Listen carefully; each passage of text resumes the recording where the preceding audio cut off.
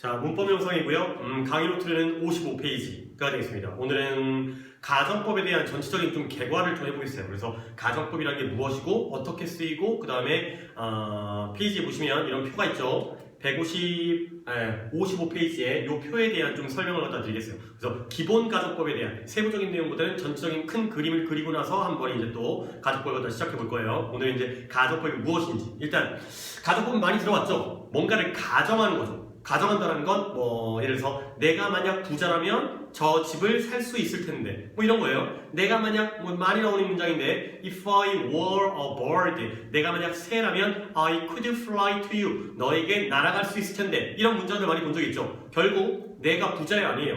아니라는 거지. 그래서 저 집을 살 수가 없죠. 또는 내가 새예요 아니에요? 당연히 아니죠. 그래서 너에게 날아갈 수가 없죠. 이런 게 바로 가정법이라는 거 정도는 알고 있을 거예요. 그러면 가정한다는 건 실제로 현재 내가 부자와 새가 아닌데 반대로 가정을 해보면 저 집을 살 수 있을 거고 그 다음에 너에게 날아갈 수 있을 텐데가 바로 가정법의 본질이 되겠어요. 결국 실제로 그렇지 않은 일을 한번 가정해본다. 반대로 가정해본다. 요 정도의 느낌과 개념은 알고 있을 거예요. 근데 우리가 가정법을 제대로 배우기 위해서는 가정법 말고 다른 말하는 방식에 대해서도 비교를 해보면 가정법을 좀 더 정확하게 이해할 수 있을 거예요. 그래서 우리가 가장 많이 쓰는 방법이 바로 직설법이에요. 직설법은 직설적이다. 있는 그대로 표현하는 거죠. straightforward하게 그냥 직설적으로. 그 다음에 명령법은 뭐죠? 명령문이라고도 많이 얘기하지만 여기서는 법을 마치기 위해서 명령법 같은 거예요. 상대방에게 뭔가를 시키거나 요구하는 거죠. 그리고 우리가 이제 배울 게 바로 가정법이 되겠어요. 그러니까 직설법은 있는 그대로의 사실을 그대로, 그 다음에 명령법은 그 상황에서 상대방에게 무언가를 시키거나 요구하는 것. 가정법이라는 건 실제로 그렇지 않은 걸 가정해본다. 이 정도로 이해하면 되겠고요. 근데 이걸 말로 설명해봤자 별로 와닿지가 않아요. 그래서 그냥 영어의 예문으로 한번 설명해보겠어요. 자, 세 가지의 문장은 다 하나의 같은 상황, 내가 목이 마른 상황을 표현하는 방법이 되겠어요. 첫 번째, 목마르면 뭐라고 얘기해요? 목마르다고 얘기하는 게 바로 직설법이죠. 있는 그대로. 그래서 I am thirsty, 이게 바로 목마른 상황을 직설적으로, 직설법으로 표현하는 것이 되고요. 두 번째, 내가 목이 마르면 상대방에게 뭘 요구하겠어요? 뭔가 마실 걸 가져다 달라고 시키거나 요구를 하겠죠. 그래서 나온 문장이 Give me something to drink. 이게 바로 명령법, 명령문이 되겠어요. 근데 가정법은 이 상황을 어떻게 표현하느냐? I wish I had something to drink. 나는 바라죠. 뭘 바래요? 마실 무언가가 있기를 바라죠. 그렇다면 이게 왜 가정법이에요? 바라는 건 진짜이지만 이 문장은 여기서 끊어서 바라는 건 진짜죠. I wish 하는 건 진짜라고요. 근데 뭐가 가짜예요? 뭔가 마실 무언가 있다라는 게 가짜죠. 이게 바로 가정법이라는 거죠. 마실 게 없죠? 근데 마실 게 있다라면 좋을 텐데 마실 게 있으면 좋겠다. 이게 바로 가정법이죠. 그러면 하나의 상황, 목마른 상황을 직설법, 명령법, 가정법으로 표현해봤는데 여기서 도대체 뭐가 핵심이냐를 보겠어요. 각각의 문장의 동사들을 한번 볼게요. 자, 직설법은 am,이 동사죠. 비동사. 명령법은 give가 동사죠. 가정법은 wish는 진짜기 때문에 어디다 밑줄? had에다가 내가 실제로는 마실 게 없기 때문에 마실 게 있다라는 게 바로 가짜인 거지. 여기다가 밑줄을 쳐보면 자, 차이라고 보세요. 목이 마른 건 현재 사실이죠. 그랬을 때 직설법은 당연히 있는 그대로 표현하기 때문에 현재 시제, 즉 am이라는 비동사의 현재형을 쓰는 거죠. 당연하죠. 근데 명령법은 좀 달라요. 명령법은 give라는 동사가 현재형이 아니라 얘는 우리가 원형이라고 부르죠. 현재형과 원형이 똑같은 거 아니에요? 그건 아니죠. 왜? 현재형의 경우에는 주어에 따라서 3인칭 단수형, s나 es를 붙인 3인칭 단수형도 현재형이고요. 비동사의 경우에는 am, are, is가 현재형이지만 원형은 be죠. 비동사의 원형은 be. 현재형과 원형은 같을 때도 있지만 이렇게 다를 때도 있기 때문에 직설법은 현재형 am, are, is, 그 다음에 명령법에서는 be careful, be quiet 이런 것처럼 동사의 원형을 쓴다는 거. 가 명령법이 되고요. 그러면 가정법은 동사가 had죠. 내가 마실 게 없죠? 없는 게 언제 일이에요? 현재 일이죠. 하지만 have가 아니라 had라는 과거형을 쓴다는 게 바로 가정법의 핵심이 되겠어요. 말하는 방식이 달라지면서 시제, 동사의 시제가 달라지는구나. 이게 바로 가정법의 핵심. 그러면 가정법을 정의한다면 이렇게 한번 정의해볼게요. 가정법이라는 건 여기서 볼 수 있듯이 사실과 다르죠. 실제 사실과 달라요. 그 다름을 표현하는 게 바로 가정법이에요. 실제로는 마실 게 없지만 있다라고 표현하는 거죠. 근데 나는 마실 게 없지만 있다라고 가정을 하고 있는데 상대방이 그걸 진짜로 가정법을 진짜 직설법으로 오해할 수가 있기 때문에 어떤 장치를 세워놓냐면 사실과 다름을 표현하기 위해서 동사의 시제를 건드려요. 동사의 시제를 마실 게 없는 게 현재의 상황이지만 시제를 과거형으로 적는 거죠. 그래서 사실과 다름을 표현하기 위한 의도된 일부러 시제의 불일치를 만들어내는 게 바로 가정법이 되겠습니다. 쉽게 설명하면 이게 가짜라는 걸 상대방에게 전달하기 위해서 일부러 시제를 틀리게 쓰는 거죠. 현재에 마실 게 없는 상황을 과거 시제로 다르게 표현하는 것. 이게 바로 가정법이 되겠어요. 이 표현을 내가 쓴 이 정의를 한번 끊는다면 여기서 한번 끊을 수가 있어요. 사실과 다름을 표현하기 위한 거예요. 그리고 일부러 의도된 시제의 불일치, 시제를 다르게 틀리게 쓴다는 거죠. 오케이? 그러면 앞부분은 내용적 특징이죠. 가정법의 내용적 특징 뭐라고요? 가짜라는 거죠. 사실과 다르다는 거죠. 그러면 뒷부분은 어떤 거예요? 형식적 특징이죠.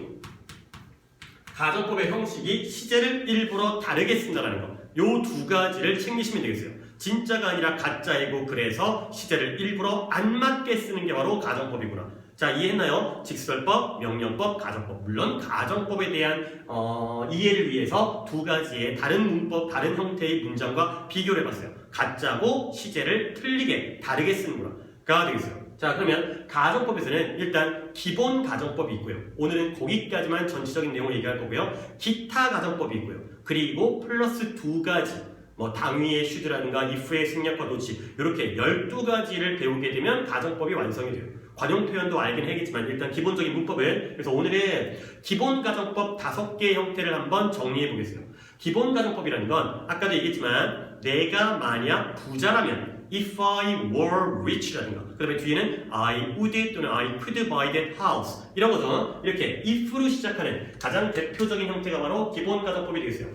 칠판을 보면 조금 글씨가 작지만 하나의 표를 보여드리기 위해서 어쩔 수 없이 글씨는 작지만 교재를 보면서 같이 진행할 거기 때문에 이 정도는 조금 양해를 부탁드리고요. 요 5개가 앞에 있는 이 명칭에 따른 5가지가 바로 기본 가정법의 전부가 되겠어요. 1번부터 번호는 안 매겨져 있지만 처음부터 1번부터 5번까지의 기본 가정법이 있어요. 그러면 이 기본 가정법을 한번 시작해 볼게요. 그래서 가정법, 기본 가정법에서는 명칭 알아두시고요. 그 다음에 형태, 하나의 공식을 알아두시고요. 그 다음에 이 시제가 실제 이 가정법의 형태와 시제가 언제 이를 나타내는지 여기까지를 머릿속에 정리를 하셔야 돼요. 물론 특이사항이라든가 우리가 문제의 출제 포인트는 옆에다가 비고란에 있으니까 여기까지를 같이 알아두시면 되겠어요. 자, 첫 번째 가정법 현재부터 시작합니다. 가정법 현재는 일단 기본 형태 앞에 if라는 접속사가 나오죠. 자, 접속사가 나왔다는 건 문장이 몇 개? 2개라는 거죠. 그래서 문장 2개를 연결하는 접속사. 그러니까 주어, 동사가 나오고요. 그 다음에 물결, 컴마, 주어, 동사가 또 나오죠. 2개의 문장을 if라는 기본, 가정법의 기본 접속사인 if가 쓰이는 거예요. 만약 뭐뭐라면 뭐뭐 할 것이다. 라는 게 바로 가정법 현재가 되겠어요. 근데 어디가 중요하다고요? 시제를 불일치시켰다고 그랬죠. 그러니까 역시 가정법의 공식에서는 if 다음에 앞에 if절, 뒤에는 주절, 앞에를 종속절, 뒤에를 주절. 종속 접속사가 이끄는 게 앞에 있는 if절, 부사절, 중속절. 같은 얘기예요. 종속절, 부사절, if절, 세부적으로는 가장 큰 개념이 종속절이죠. 여기가 주절이죠. 여기가 주절이고 적진 않겠어요. 다른 거 적어야 되기 때문에 여기가 주절, 뒤에가 주절이고요. 앞에가 종속절, 종속절 중에 부사절, 부사절 중에 조건의 if절이 되겠어요. 다 같은 얘기긴 한데 개념이 좀 이제 그 개념이 좀 다르죠. 가장 큰 개념이 종속절, 그 안에 부사절, 그 안에 조건의 if절이 되겠어요. 그래서 뒤에가 주절, 앞에가 종속절, if절. 그래서 if절에 동사의 현재형을 쓰죠. 그 다음에 주절은 조동사의 현재형을 써요. 이게 바로 가정법 현재. 이 명칭과 부합되죠. 어울리죠. 동사의 현재형, 조동사의 현재형. 거기에 맞춰 쓰면 되는 거예요. 가정법 현재는 현재형, 현재형. 이해되고요. 주로 조동사의 경우에는 어떤 조동사? 동사야 다양한 형태가 가능하겠지만 조동사는 주로 will 또는 can을 많이 쓰죠. 빈도는 작지만 가끔 shall 또는 may를 쓰기도 해요. 하지만 대부분의 가정법 현재는 will과 can으로 가는 게 바로 가정법 현재가 되겠어요. 그러면 가정법 현재는 어느 시점을 나타내느냐? 뭔가 시제가 안 맞다 그랬죠. 형태는 현재인데 나타내는 시점은 불확실한 미래 시점이 되겠어요. 불확실한 미래. 미래는 불확실하잖아. 어떻게 될지 모르죠. 만약 내일 날씨가 맑다면 나는 소풍을 갈 거야. 가 되겠어요. 예문은 아래쪽에 나오기 때문에 여기에서는 공식만 수업하겠어요. 예문은 뒤쪽에 나오니까. 그래서 현재형, 현재형. 근데 시제는 미래 시점을 나타낸다. 불확실한 미래가 되겠어요. 그 다음에 다음 단계 가정법 과거로 갈게요. 형태가 어떻게 달라지겠죠? if절이 나오고 주절이 나오는 건 똑같은데 동사의 시제가 앞에는 동사의 과거형이 되고요. 뒤에도 조동사의 과거형이 되겠어요. 시제가 한 칸씩 움직였죠? 현재, 가정법 현재일 때의 현재 형태가 가정법 과거가 되면 과거 시제로 바뀌는 거죠. 근데 여기서 살짝 주의할 건 동사의 과거형을 쓰면 되는데 비동사의 경우에는 was가 아니라 were를 쓰는 게 바로 가정법의 핵심이죠. 잠깐만요. 현대 영어에서는 또는 일상 영어에서는 was를 쓰기도 해요. 하지만 그건 그들의 몫이고요. 우리는 문법을 따라 쓴다면 우리는 was가 아니라 were를 써주셔야 돼요. was도 쓰잖아요. 네가 쓰면은 틀린다는 거지. 그치? 그들은 써도 되지만 우리는 안다는 걸 표현하기 때문에 비동사는 were 이렇게 써주는 걸 아예 문법의 원칙이라고 보시고요. was가 나오면 그건 독해 문제겠죠. were가 나오는 게 문법 문제이기 때문에 우리는 were, 그 다음에 조동사의 과거형은 위에서 힌트를 찾을 수가 있어요. 가정법 현재일 때가 will, can, shall, may였죠. 그러면 이게 바로 과거가 되면 주로 조동사의 과거형에는 would 또는 could가 주로 쓰이겠죠.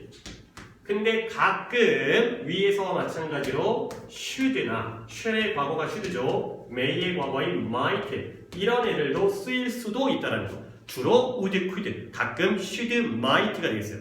이렇게 대체로 쓰이는 형태가 이렇다는 거. 그러면 가정법 과거는 도대체 언제 사실을 나타내느냐? 가정법 과거는 현재 사실의 반대를 나타내는 게 바로 가정법 과거가 되겠어요.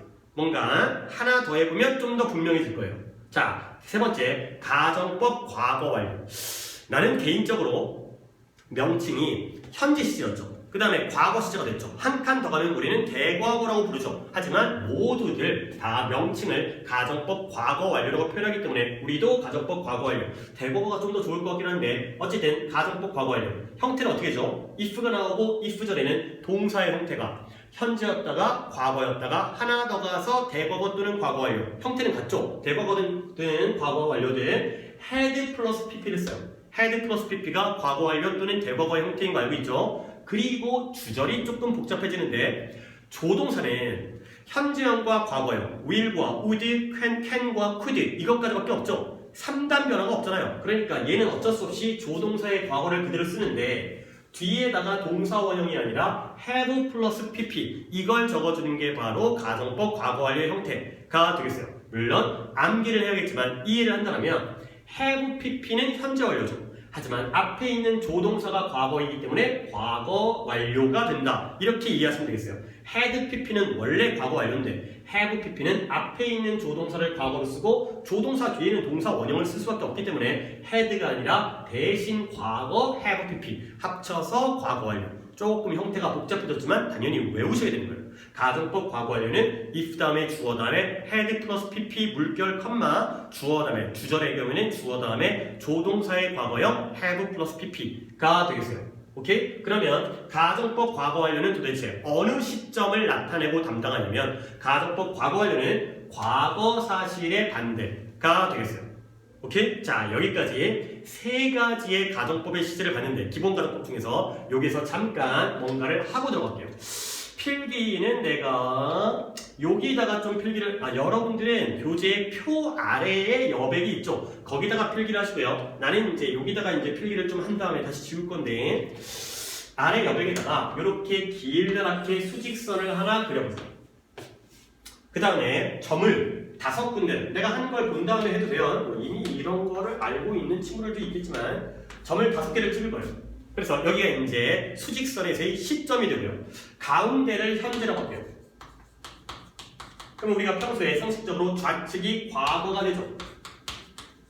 그 다음에 과거보다 더 이전을 원래는 대과거라고 하는 게 맞는 개념이지만 가정법에서는 명칭 용어상 과거 완료라고 표현을 할게요. 모두가 다 그렇게 쓰고 있기 때문에 과거 완료. 대과거가 과거보다 이전이죠. 과거 완료는 원래는 대과거부터 과거까지의 구간이지만 여기서는 그냥 요 시점을 과거 완료라고 하고 여기를 미래라고 할게요. 여기는 일단 보류를 했어요. 이렇게 점을 일단 5개를 찍고 4개의 명칭을 적었어요. 잘 보이죠? 자, 그러면 자 위에서 그죠? 위에 표에서 배웠던 걸 한번 적용해 볼게요. 가정법을 3개를 배웠잖아요.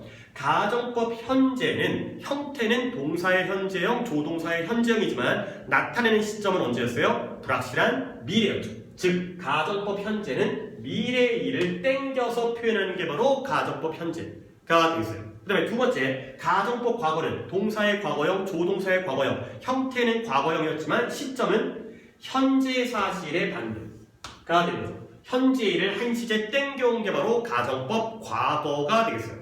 마지막으로 세 번째, 여기까지. 가정법 과거 완료는 형태는 동사의 had 플러스 pp, 주절은 좀 복잡하지만 조동사의 과거형 플러스 have 플러스 pp, 과거 완료의 형태예요. 근데 시점은 과거 사실의 반대, 과거를 한 시제 더 땡겨온 게 바로 대과거 또는 여기서는 과거 완료가 되겠어요. 자, 뭔가의 일관성, 공통점이 생겼죠.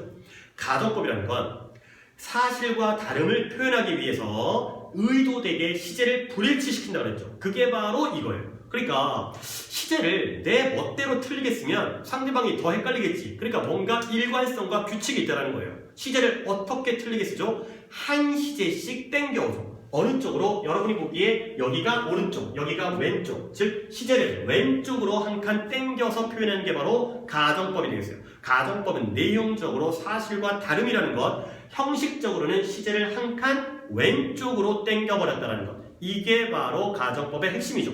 이 가정법의 핵심은 기본 가정법뿐만 아니라 뒤에서 나올 기타 가정법에도 다 적용되기 때문에 확실하게 머릿속에다가 잡아두셔야 돼요. 이건 가짜야. 그래서 시제를 왼쪽으로 땡겼어. 그러면 우리는 여기서 이 정도의 결론을 또 끌어낼 수가 있어요. 보시면 왼쪽을 가정법이라고 하고 오른쪽을 직설법이라고 할게요. 직설법은 진짜, 가정법은 가짜. 이게 바로 내용적인 차이죠. 그러면 이게 형식적으로 어떻게 변하느냐?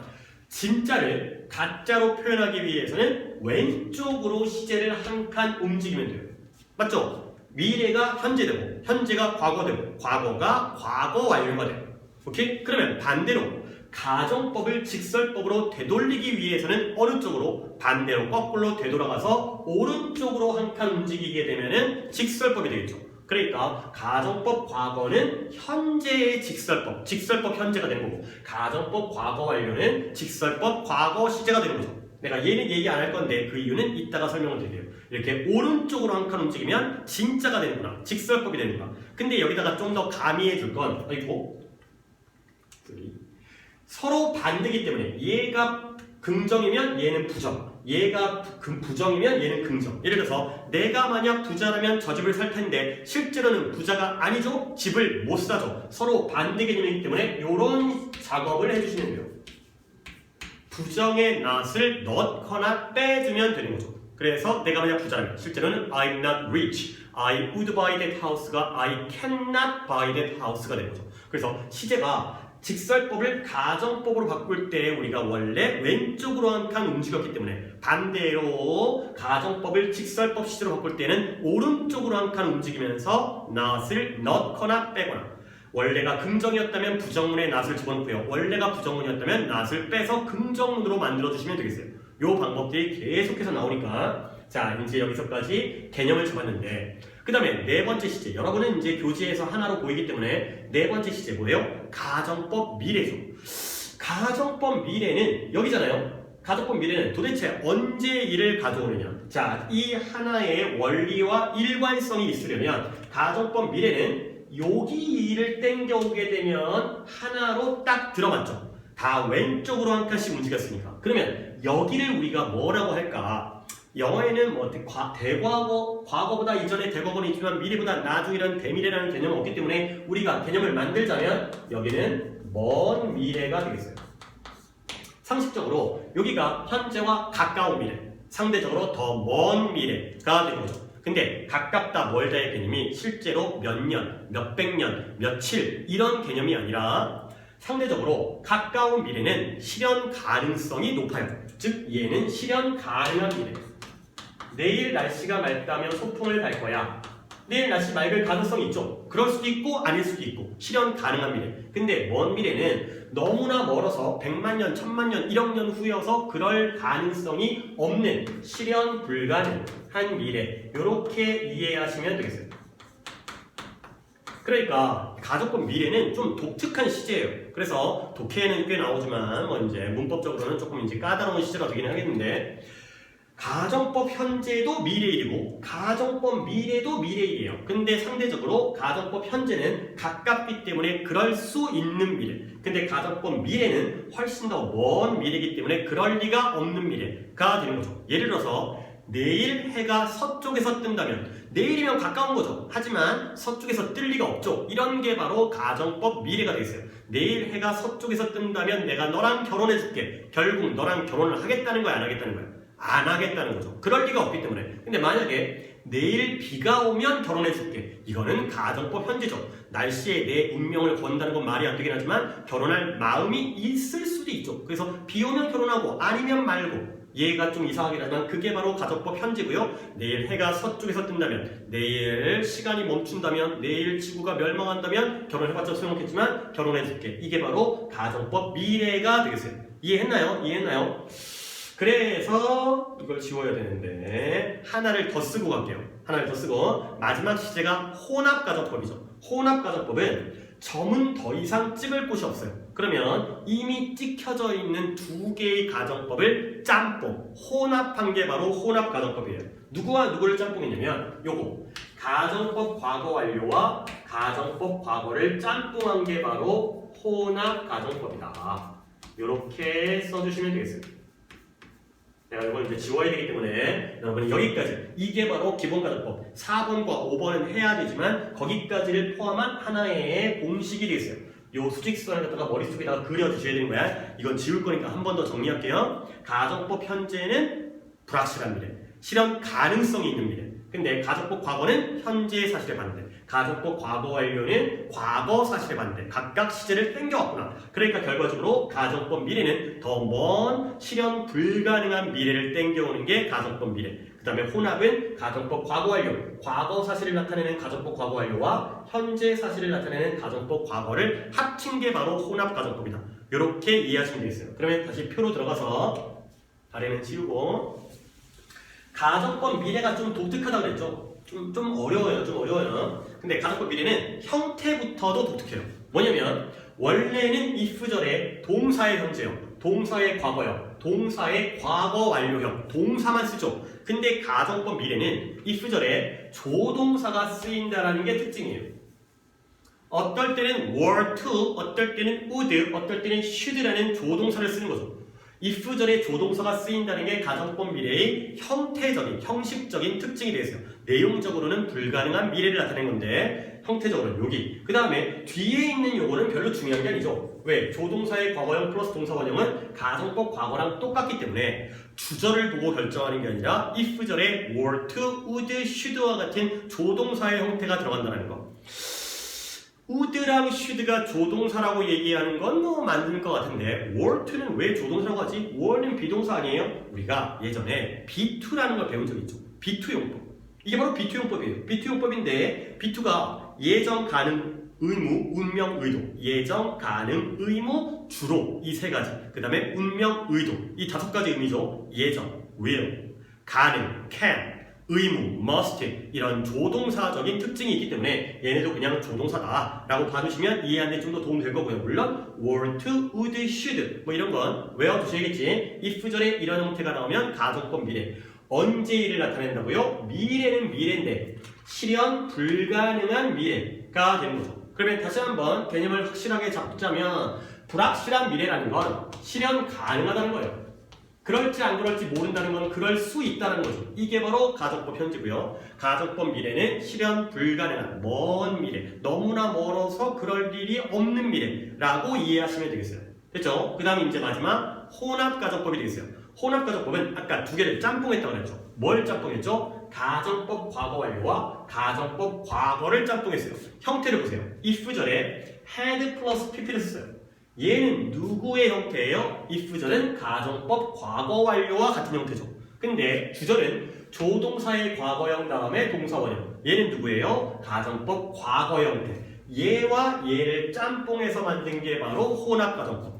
예문은 뒤에 나오지만 그냥 내가 말로 해보면 내가 어제 세차를 했어요. 근데 밤사이에 눈이 온 거야. 그래서 아침에 일어나서 나가봤더니 차가 개판됐어요. 더러워졌어요. 그럴 때 이렇게 얘기하는 거죠. 어제 눈이 안 왔더라면 지금 내 차가 깨끗할 텐데. 실제로 눈이 왔어요, 안 왔어요?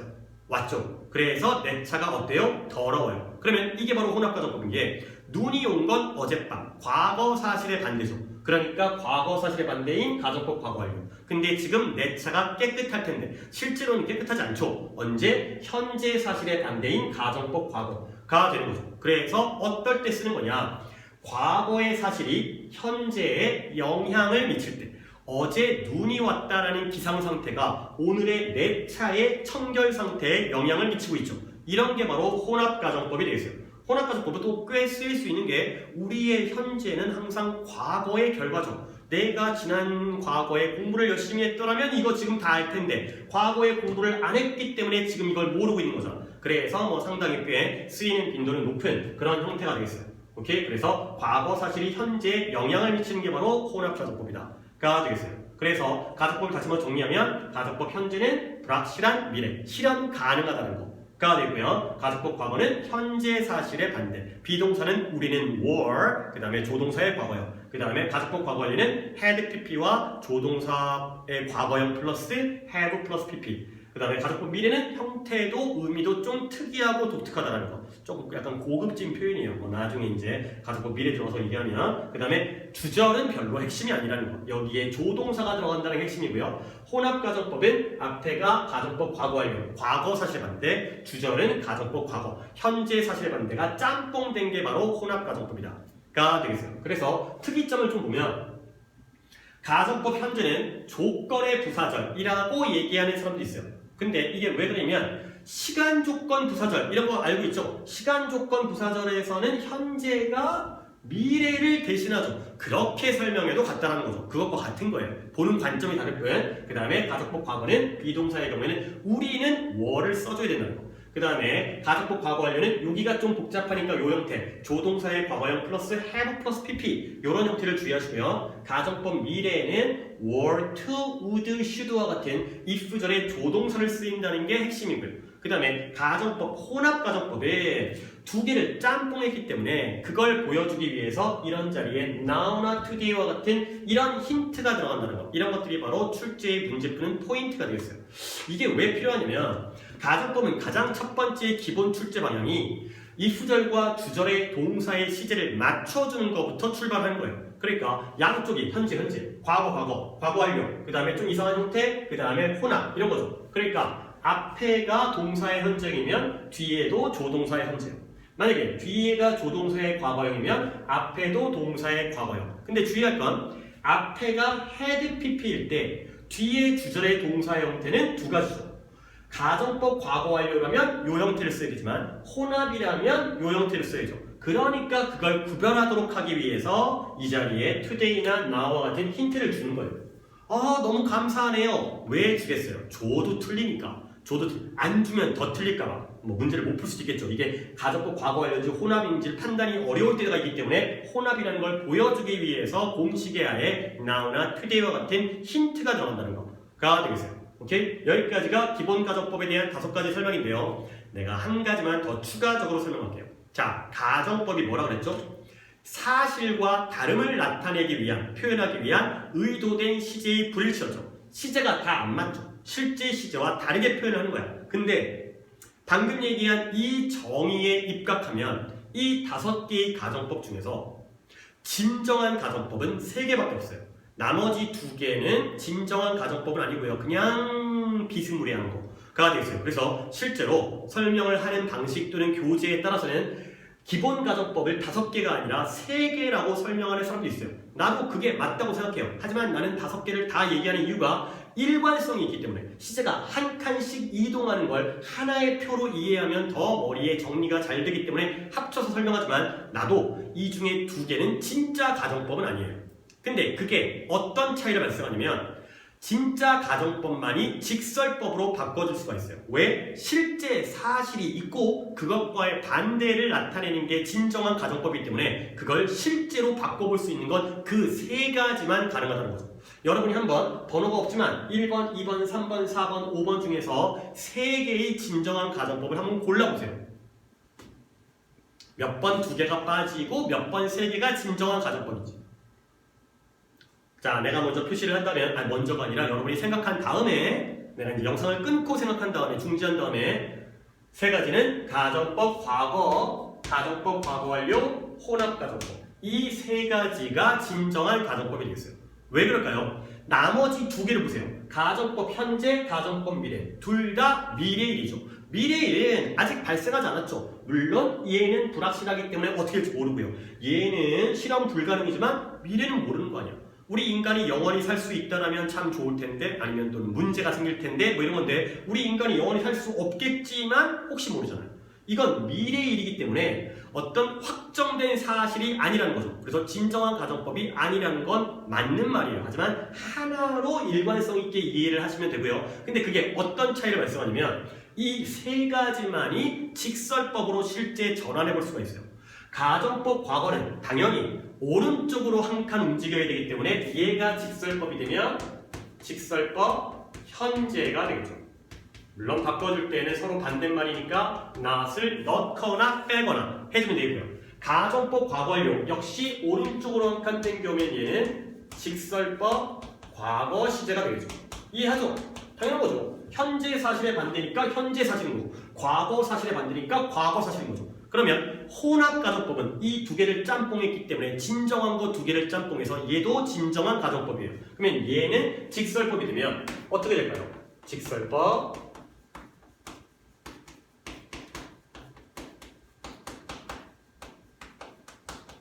이렇게 되겠죠. 이해하나요? 앞에 있는 가정법 과거 완료의 if절은 직설법 과거가 되고 뒤에 있는 가정법 과거의 주절은 직설법 현재가 되면 되겠어요. 그래서 요 3시제만이 진정한 가정법이고 직설법으로 바꿔줄 수, 문장을 전환할 수 있다는 거. 나머지 2개는 진정한 가정법은 아니지만 포함시키는 건 하나의 원리로서 이해할 때 시제가 한 칸씩 체계적으로 바뀌니까 같이 기억해 주시면 되겠어요. 그 다음부터는 이제 세부적인 각각의 가정법에 대해서 또는 기타 가정법에 대해서 수업이 이어지고요. 오늘은 가정법에 대한 기본 개념, 사실과 다름을 표현하기 위한 내용적으로 의도된 시제의 불일치, 한 칸씩 왼쪽으로 땡겨왔다는 것, 이 핵심을 꼭 기억하시고 이 공식은 당연히 암기를 하셔야 되겠어요. 자, 여기까지 수고했어요.